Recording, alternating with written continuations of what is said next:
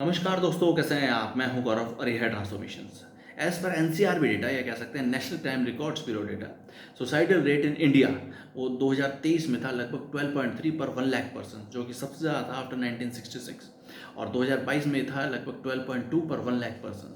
और जो अगर ब्रॉडर बेस पे इसको समझने की कोशिश करेंगे तो इस रिपोर्ट में, इस डेटा में ऐसा बताया गया कि family problems as well as mental illness, ये दो बड़े एक तरीके से मेजर फैक्टर हैं सुसाइड्स करने की वजह, जो सुसाइड जिनकी वजह से हो रहे हैं। इनिशियली ऐसा देखा जाता था कि लोन की वजह से या एक तरीके से फाइनेंशियल इंडेप्टनेस की वजह से काफ़ी लोग सुसाइड कर लेते थे, जैसे अगर कोई किसी ने बिजनेस लोन लिया है या पर्सनल अपनी कोई भी चीज़ों को मेंटेन करने के लिए या ओवरऑल अपने बिजनेस को बढ़ाने के लिए या पर्सनल फैमिली हेल्थ प्रॉब्लम्स को लेके कोई लोन लिया, उसके बाद वो नहीं चुका पाया, तो काफ़ी बार ऐसा होता था कि परेशानी की वजह से या ओवरऑल सामाजिक दबाव की वजह से उसने सुसाइड कर लिया। बट ये रीज़न भी काफ़ी कम है as compare to family problems और मेंटल इलनेस की वजह से।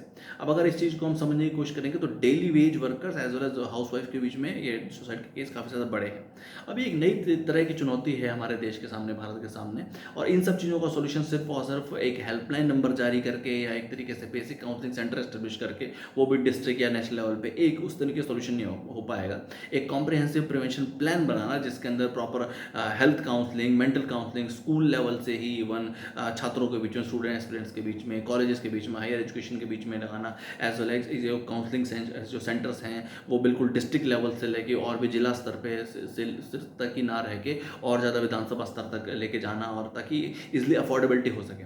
आज भी अगर आप डेटा के ऊपर काम करेंगे, उसको समझने की कोशिश करेंगे, तो आज भी एक साइकेट्रिस्ट भी नहीं है 1 लाख लोगों के बीच में। अगर आप सैंपल सर्वे के हिसाब से देखेंगे तो 1 लाख लोगों के बीच में एक साइकेट्रिस्ट भी नहीं है जो कि मेंटल हेल्थ प्रॉब्लम को सॉर्ट आउट कर सके। ये एक तरीके से स्तर है हमारे मेंटल काउंसलिंग का फिलहाल स्टेट लेवल पे। तो इन सब चीज़ों को इम्प्रोवाइज़ किया जाना बहुत ज़्यादा ज़रूरी है। और काउंसलिंग सेंटर्स बनाना, बच्चों के बीच में इस तरीके की चीज़ों को अवेयरनेस फैलाना ओवरऑल हेल्थ फैमिली के लिए, और जो ये मेंटल हेल्थ काउंसलिंग है इसको अफोर्डेबल बनाना, भले वो प्राइवेट लेवल पे हो, भले वो सरकारी स्तर पे हो, तभी इन सब चीज़ों का सोल्यूशन हो पाएगा। ये नई तरीके की प्रॉब्लम, ये चुनौती है देश के सामने। और इस तरीके की चुनौतियों को एक प्रॉपर कॉम्प्रिहेंसिव प्लान के साथ और सब लोगों के एक तरीके से मिलकर, भले ही राज्य सरकारें हों, एनजीओज हों, राज्य स्तर की सरकारें हों, और इन सब चीज़ों को सोल्यूशन किया जाना बहुत ज़्यादा ज़रूरी है। जय हिंद।